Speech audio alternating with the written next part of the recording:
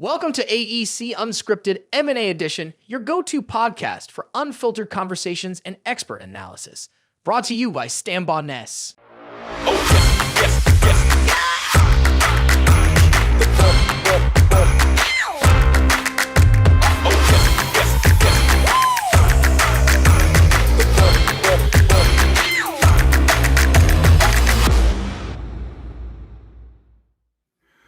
Welcome to AEC Unscripted.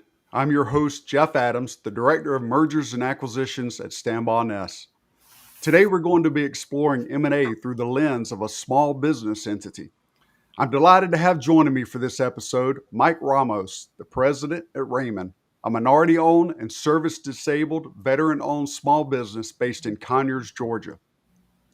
After joining Raymond in 2017, Mike has worked to grow Raymond's presence across federal, state, local, K-12, higher ed, and commercial sectors, leading their efforts to grow revenue over 300% during that time. During that same period, he transitioned the firm to being solely a building envelope consulting firm to now a full-service architecture and engineering design firm.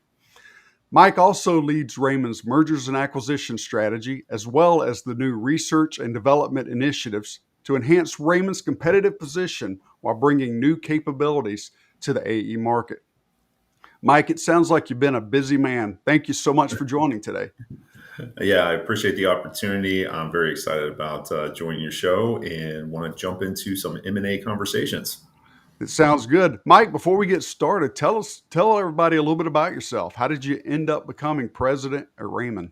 I'm a little bit unique in this industry. I didn't actually study architecture and engineering in the traditional sense back in the day. I actually have a degree in chemical engineering, I have a master's in biotechnology, and I'm basically a recovery management consultant is the way I look at my career at this point. And what basically happened is I'm a second generation for ownership of the firm with Raymond. My father is Ray Ramos. He actually started the company back in 1992. So I've been there since the beginning. And in some form or fashion, I've been involved with the company for over the last 30 years. Fate just kind of worked its magic. And as it would happen, I found an opportunity back in 2017 to join Raymond full time, even though I've been sitting on the board for a few years longer than that. And Ray and I came to the agreement that we were positioned with a strong, base of business, lots of good quality in our design work, a lot of good, strong customers, a good network, that we had something that we felt was really special and that we could grow it. And some of that's been through mergers and acquisitions, and a lot of it's also been through organic growth and just taking advantage of when we saw an opportunity, jumping on it, being very entrepreneurial. And so as Ray has transitioned out of the business at this point, I've been building the leadership team and making sure that we're ready for the future. So I noted in the introduction there that you've more than tripled the revenue since you've been there. Tell us a little bit about that. What's contributed to that growth? Well, one, we've been very entrepreneurial. Ray and I very much are cut from the same cloth in that respect. And so when we've had opportunities to grow, we've taken advantage of them. And there's been two ways we've really done it. One is actually acquisitions. So we've made some very small strategic acquisitions that really dovetail nicely with our existing business at the right times. The first one was actually in 2015 timeframe, Rooftop Systems out of Raleigh, North Carolina. A very solid building envelope firm that the owner was looking to start transitioning out and actually had a previous working relationship with Ray from his S&ME days. And it was just a perfect opportunity, which at the time stretched the company. And it's still one of those things where we see a good opportunity. We know it makes business sense. And that's how we've treated a lot of our acquisitions, where it just makes sense. The business fundamentals, if we can make it work from a cash flow perspective, we take this leap of faith and we grow from there. By using acquisitions as an initial jumping point into the market, taking advantage of the existing or the acquired business fundamentals, we've been able to then apply our natural strength, which is organic growth, And so we've done that in Raleigh. We did that a few years ago with a small architecture and interior design firm called TSM up in Richmond, where that one wasn't building envelope, but that was more architecture and interior design, something that we really were wanting to grow into. And we saw this great opportunity where you've got a growing emerging market in Richmond, architecture and engineering, architecture and interior design now coming in and being an opportunity to continue to grow that line of business. We were able to strategically then hire and dedicate a lot of organic growth there through our very strong BD presence. And that has been wildly successful growing into the Richmond office, our farthest north office. So we've done a couple of acquisitions. We've done more recently one with HDH out of Christiansburg, Virginia. And so our acquisitions have been one side of it, but then also we've been very fortunate that our initial strategy to go into the federal marketplace has really paid off. Raymond's in a mentor-protégé with Pond and Company, very strong defense contractor based out of northern Atlanta and Peachtree Corners, Georgia. And so we've been able to find a firm that was willing to mentor us and mentor us the right way, which I can talk all day long on, mentor-protégé relationships. But by being able to find the right mentor with the right resume and matching us as a firm, we were able to grow all these non-building envelope disciplines, architecture, interior design, structural, mechanical, electrical, plumbing, and now civil, and bring that to bear in the federal market, learn under a strong mentorship relationship, and then actually expand it outside of the federal market into where we're servicing state, local, K-12, higher ed, and even commercial customers. Sounds like that's been very beneficial to you to be able to have that mentor protege type relationship there in the federal space and beyond. It has been very beneficial from a growth perspective. And I will say very fortunate. We're very fortunate in what basically fell in our laps is, and we had a pre-existing relationship with that firm. They were interested in doing a mentor protege with us, and they were looking for the right protege. So we're fortunate from that perspective. Also, the firms are very aligned in how we like to win business. And so that strategy in going to market through, and especially in the federal market, it's very SF330 driven, RFQ driven, if you prefer. But I will say, for all the fortunate things that happen and the stars align in order for us to win contracts and then be able to execute on them, as a small business, we're always bound by certain cash flow limitations, whether it's in the federal market or in mergers and acquisitions. And so, all that success came at a heavy toll for us, trying to always be pumping back our cash directly back into the business, hiring, training, building processes, having an actual quality control system, new project management discipline coming online. A lot of it went into it in order to get to that level of success that from the outside looks fantastic. And, we're definitely doing great. But at the same time, it came with a lot of, learning curves, to say the least. Well, I guess pretty much every firm has to start out through that kind of small business entity type situation. And I know one of the common challenges when you're looking for growth as a small business entity, it's, hey, is it organic? Am I going to do strategic hire? Do I do M&A? How do you go about determining what's the right path to take to grow?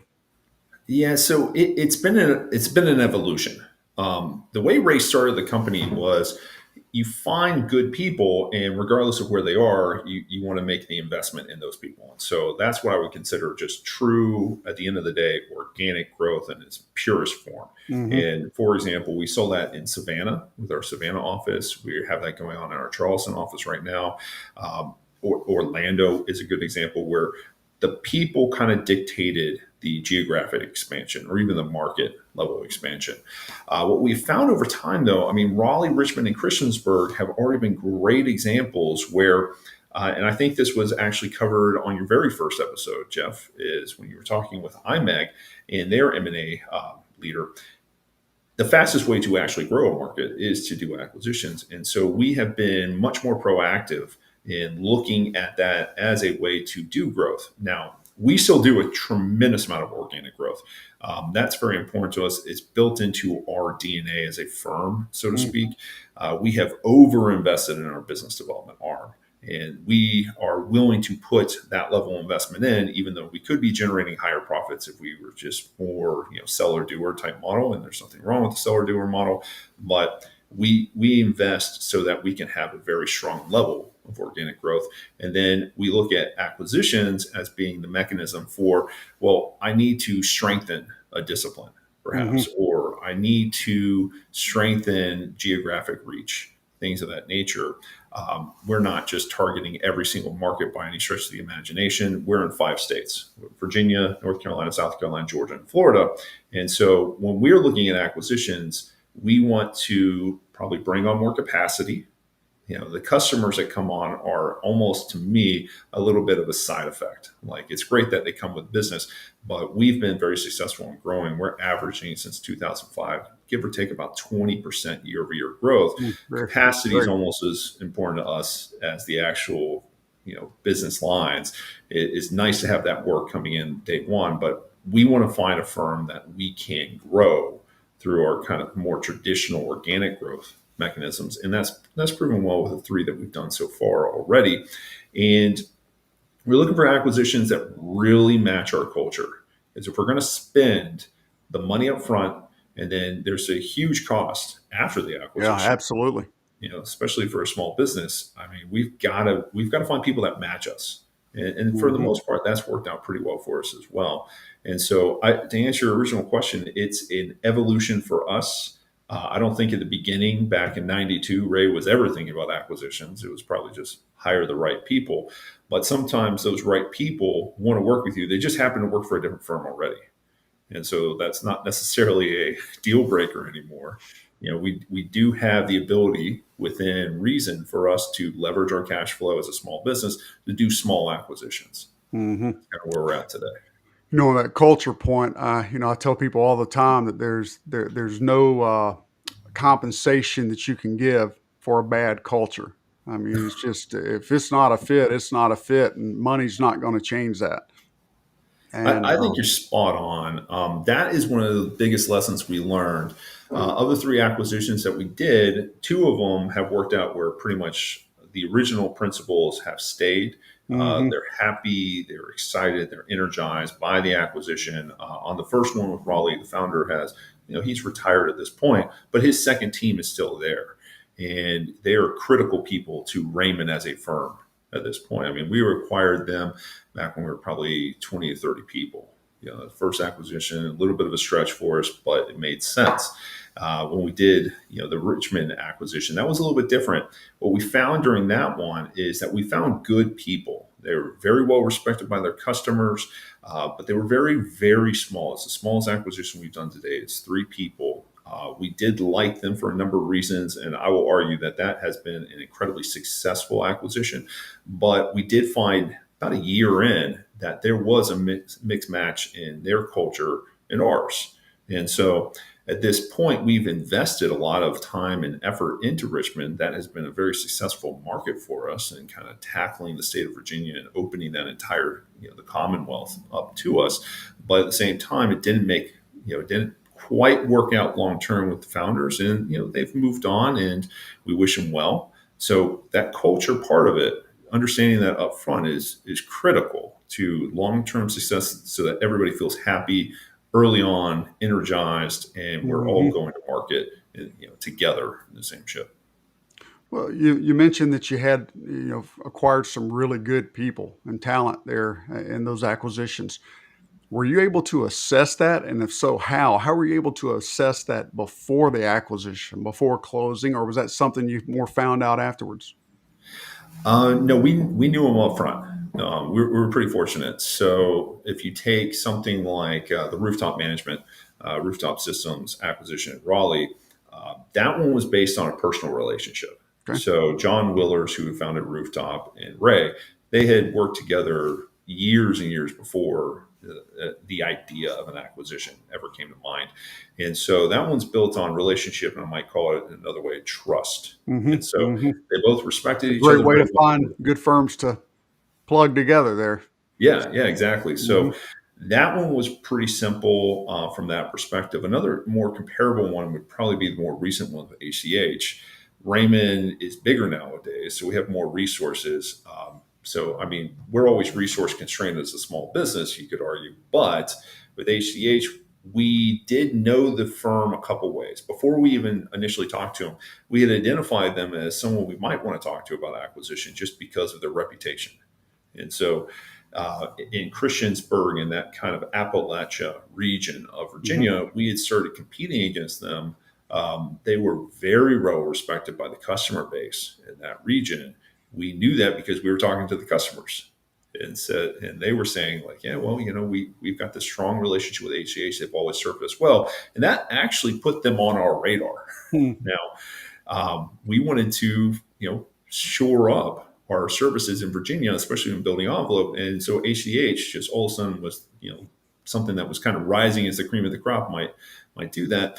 And so you've got this list of firms that we wanted to reach out to. And obviously, we worked with your team, Jeff, in order to start doing that proper reach out. And they came back and said, oh yeah, we would entertain that conversation. And as we went through our due diligence process, after we started signing the initial LOIs and things of that nature, that's when we actually started bringing our building envelope team to start talking to them, not interviewing them per se, but spending time with them, making sure they understood the HCH process, and then even looking at, well, we've never actually seen your work. We know about your reputation. Your customers are saying great things, and we want to work with these customers too. So, there's a little bit of trust there, but we did a review of how they do business and the type of product they're putting out.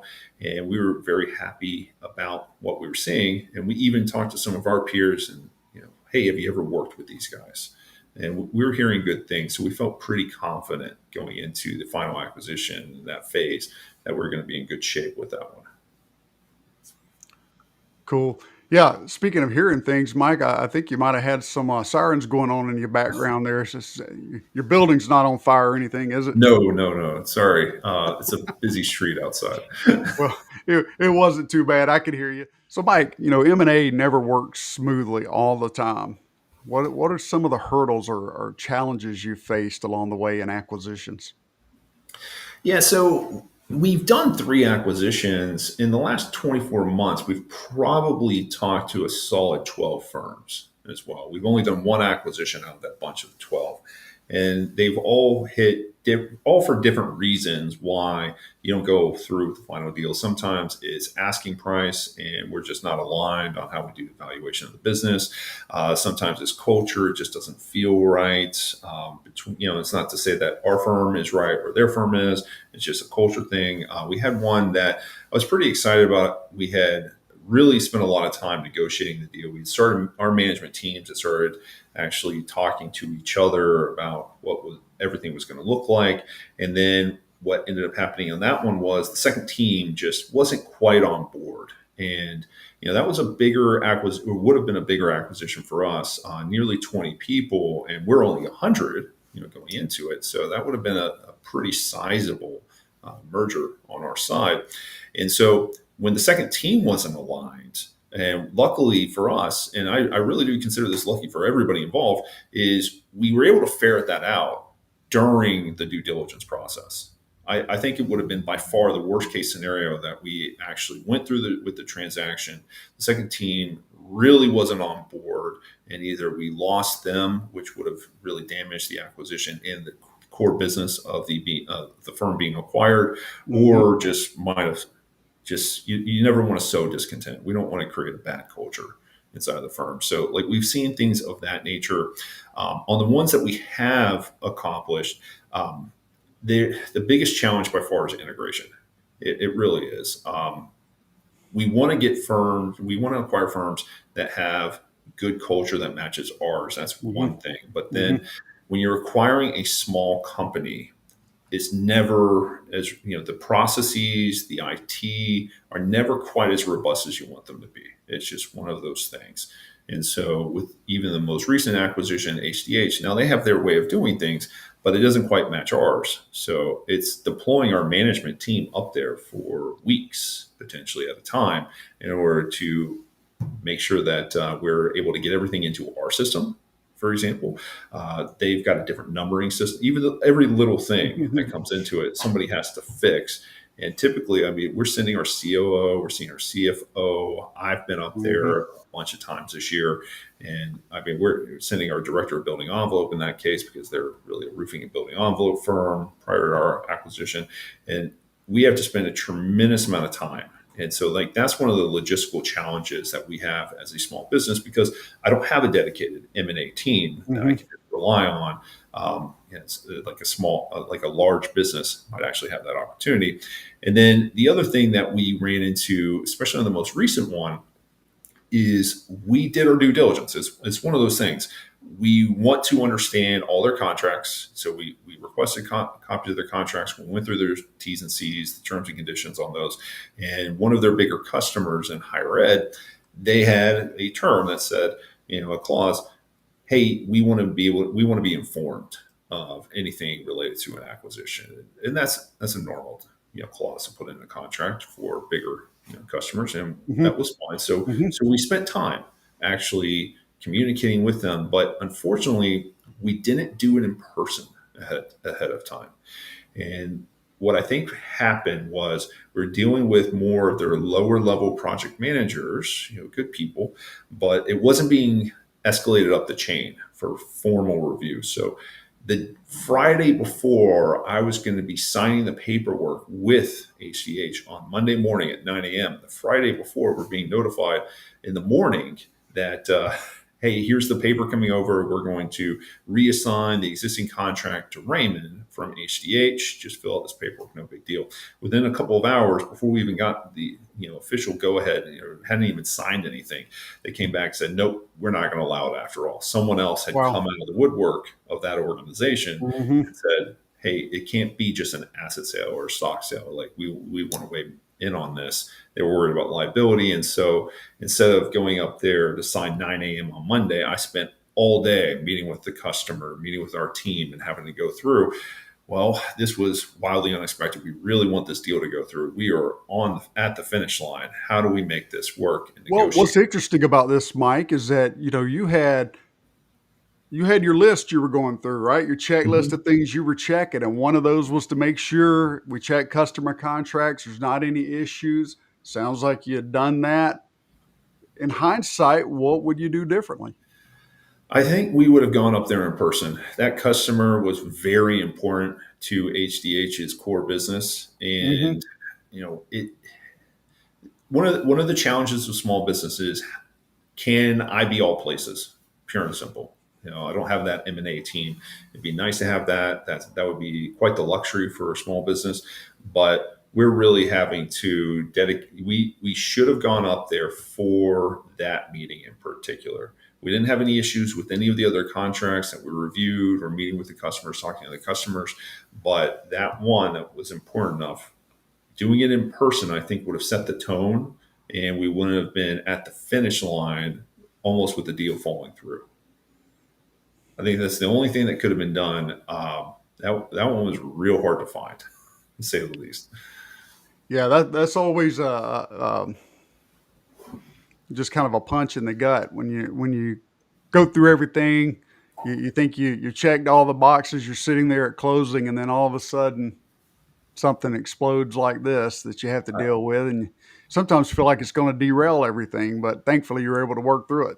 Yeah, we during that Monday, we had to talk through all the worst case scenarios. The worst case scenario that we were very comfortable with at the end, but knowing what I know now, I would have planned for ahead of time rather than doing it on Monday, was we met internally and said, hey, this is a 6-person acquisition. Can we just absorb all of the labor? Because we originally weren't targeting the customers, we were targeting capacity.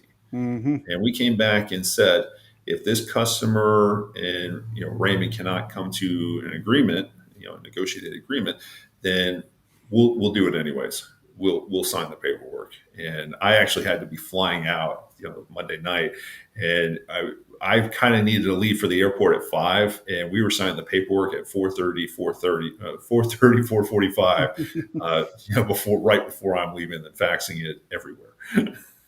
Man. You said a couple of things here that were interesting, and I didn't want to interrupt you in the process, but one of those was that while you evaluated the culture and you knew you had a good culture fit, that did not automatically make integration easy because Yeah, of all the systems, right? yeah, And different things. So, yeah. Culture is can be defined in a bunch of different ways, right? So you've got work ethic and priorities and things of that hmm nature. And then you have process. hmm And people, once you define process, tend to stick to that process, even if they don't like it, right?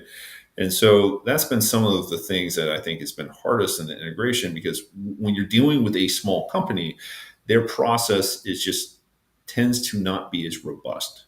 right. It can be, if we distill it down to the simplest version, most small companies use QuickBooks, whereas we're already using Deltek Jira, and bigger companies use maybe Deltek Vision and things of that nature.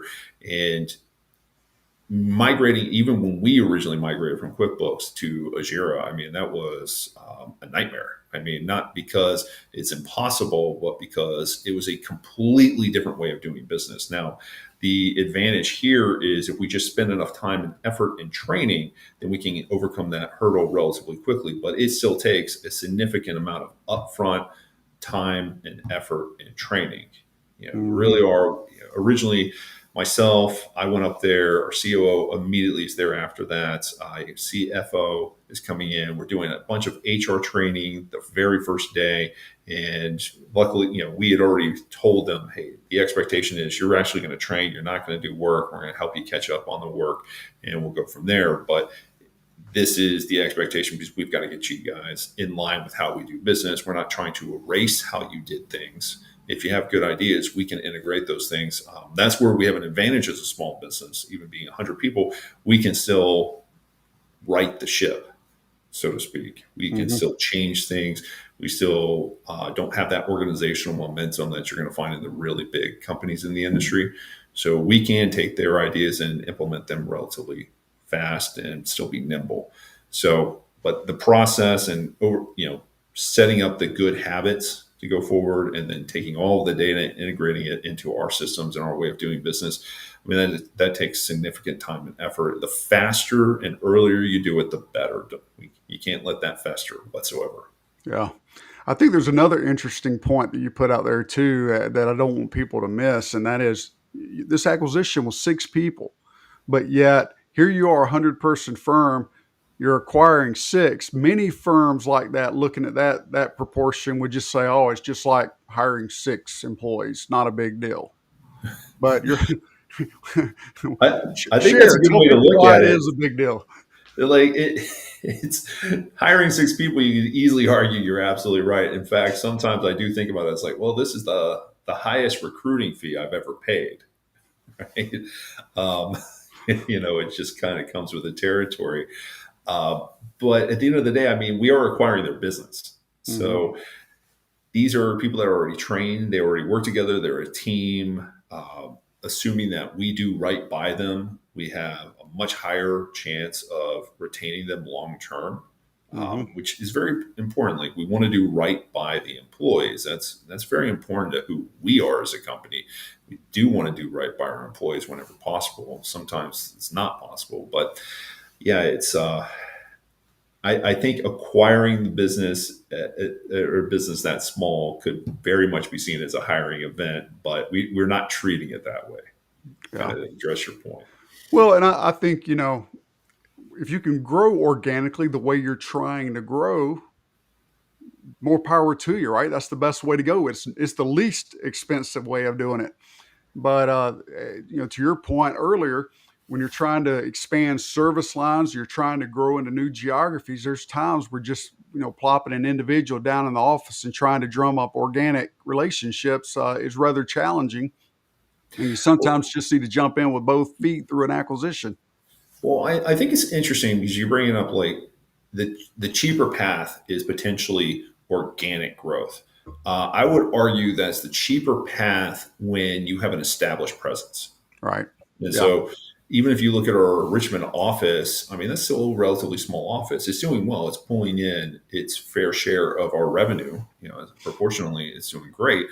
But it can go faster with the acquisition because Christiansburg is about 3.5 hours, 3 hours, give or take, from Richmond. So we're strengthening one. Richmond still succeeds very well with organic growth. Mm-hmm. We were going into Tennessee, for example, which is a future priority for us at some point down the road. Can't project exactly when that would happen. An acquisition would make a lot more sense for us rather than it could be very expensive to put somebody in Knoxville or Nashville or Memphis and build that up. We've seen that over time.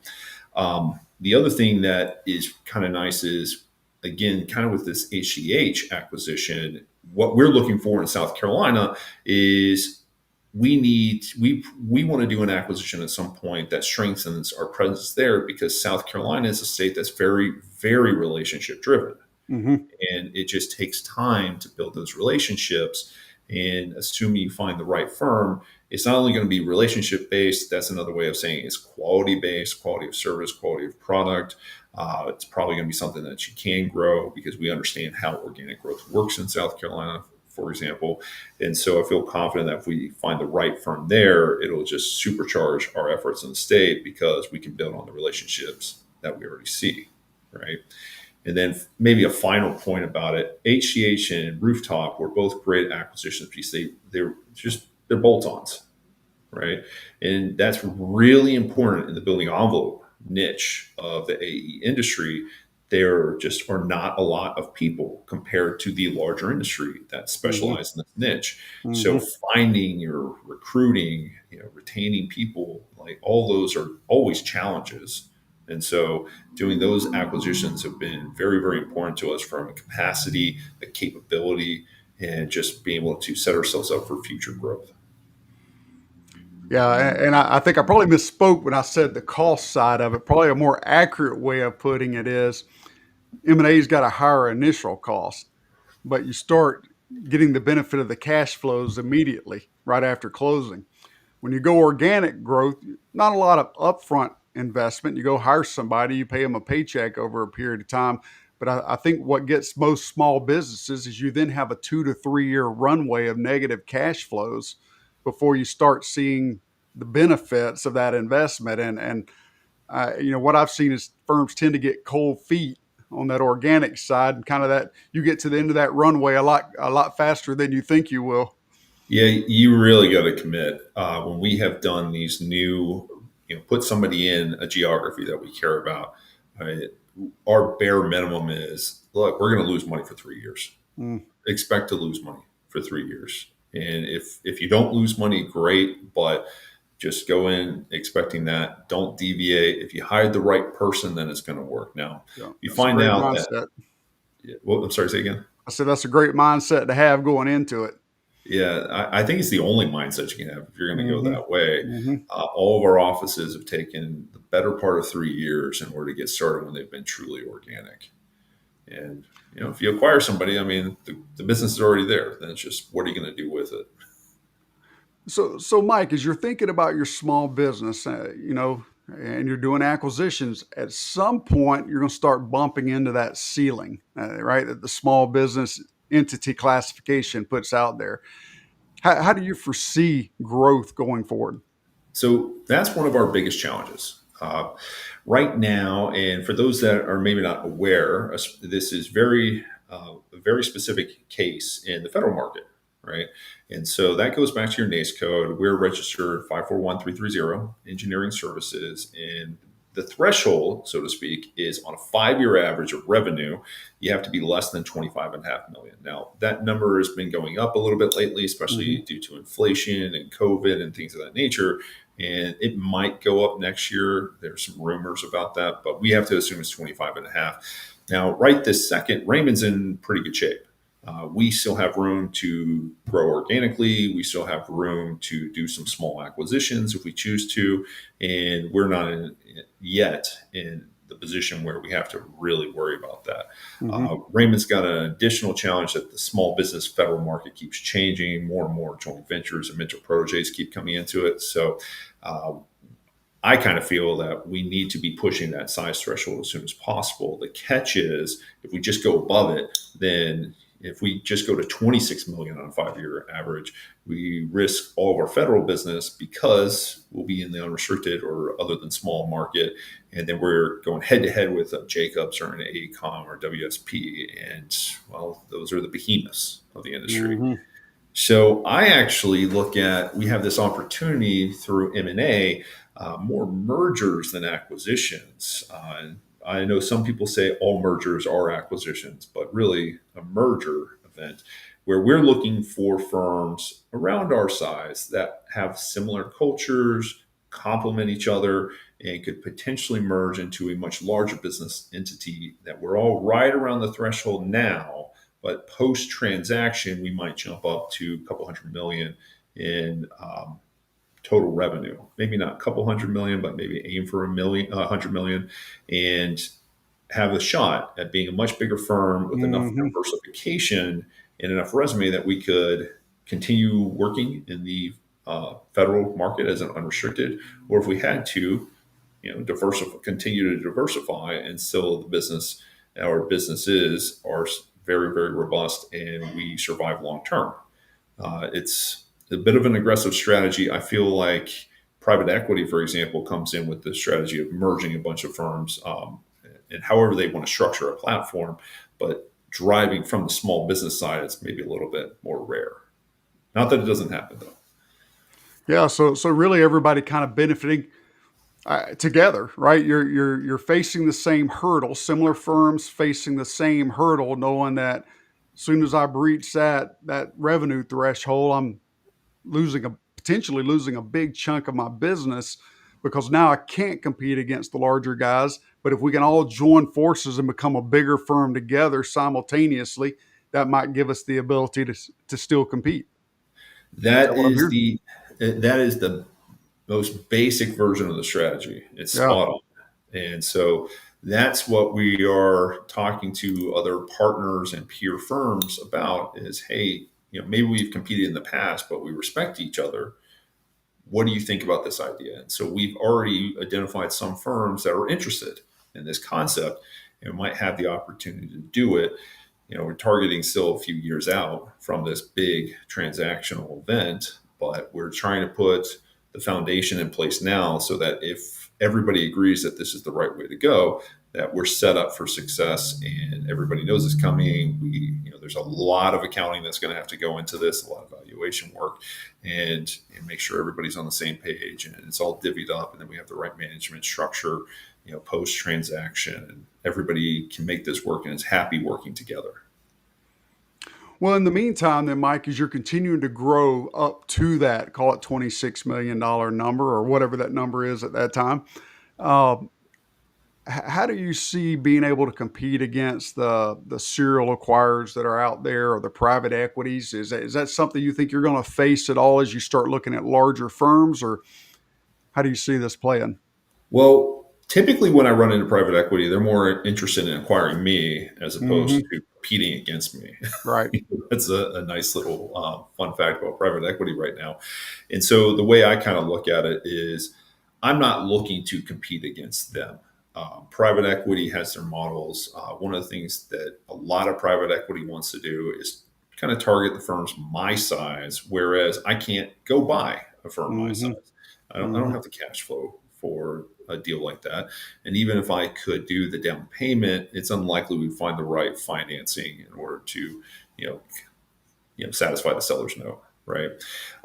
I don't see that as a viable path until maybe this big transaction event. So the nice thing Absolutely. about it, yeah. So the nice When thing you, is, when you start trying to appeal to these other, call it 200 people firms, right, all joining together, uh, what what what's the pitch? What says, hey, let's do this together versus you buying into private equity or going with a larger strategic buyer that's already out there? Or well, so what's really nice about our peer firms, the ones that we've approached that have shown interest, they have fun motivations, is how I mm-hmm. might call it. I've been told by at least one that's very interested. Hey, I want to go compete as a big company against the bigger players in the industry because we built this and we can now do something truly special together. Private equity is not going to do that because, there's always a risk of that next transaction or the transaction after that.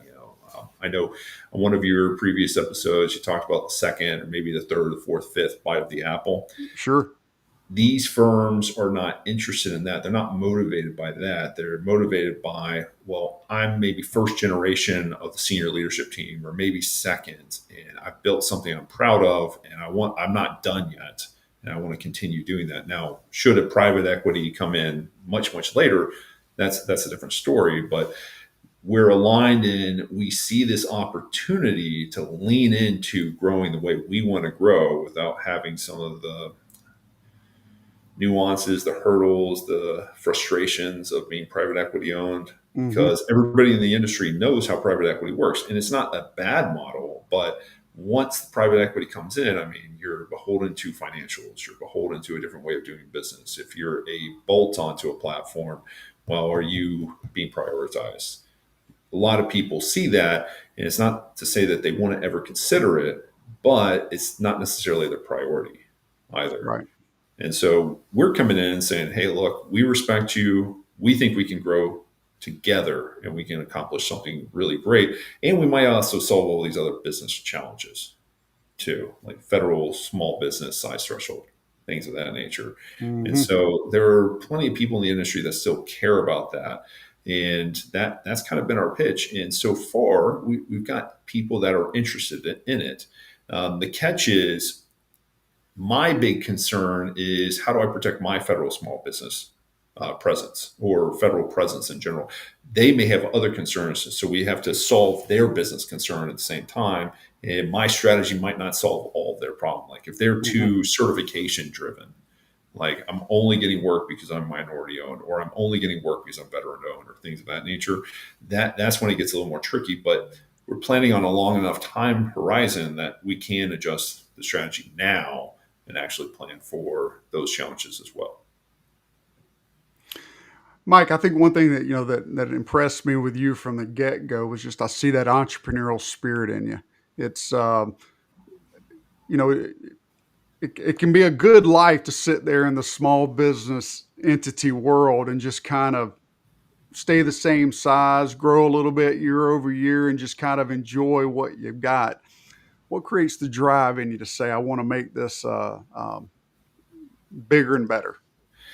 Well, mine is pretty simple. And I can't speak for a lot of people in my shoes, but for me, when Ray and I negotiated me coming on board, it was an interesting time where I knew I'd be leaving management consulting, and he originally wanted to sell Raymond. And that's kind of what sparked the conversation. I knew I had to leave because I had my second son was going to show up in 2017, and literally, my wife and I were talking about that, and we came to the conclusion, hey, you really got to stop traveling and things of that nature. And we had that conversation one weekend, and then the next weekend, Ray said, I'm going to sell the company. I'm going to get out of this. And we said, wait, maybe there's something we could do here together. The timing is just too serendipitous, right?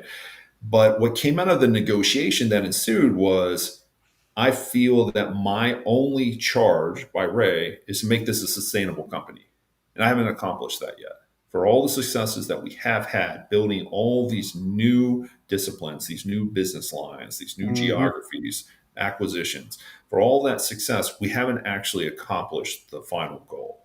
And so I don't need Raymond to grow to being the size of one of the behemoths, but I do want it to be self-sustainable. And so at the end of the day, I define that as a solid business that is not dependent on certifications, including just being a small business. And so that's why we've got to solve these challenges over time. And when we do accomplish that, then come back to me with that question, and we'll see where my head's at that point. I love that answer. So, Mike, what advice would you give to other AEC buyers out there based on your experiences thus far? Well, one of the things I might say is, if you haven't spent time with an advisor, like SN has been very helpful. Hey, a free plug. I appreciate that. Yeah, free plug. Absolutely. Use an advisor. I come from management consulting, so I do look at things a little bit differently. I worked with private equities for years prior to coming to Raymond. So I've got a good, solid business education on the job. And because of that, I started looking at my challenges and said, hey, this is how I think I can address them. Mergers and acquisition is going to be a big part of that. And we've done 2 transactions since I joined Raymond. I helped find the first one.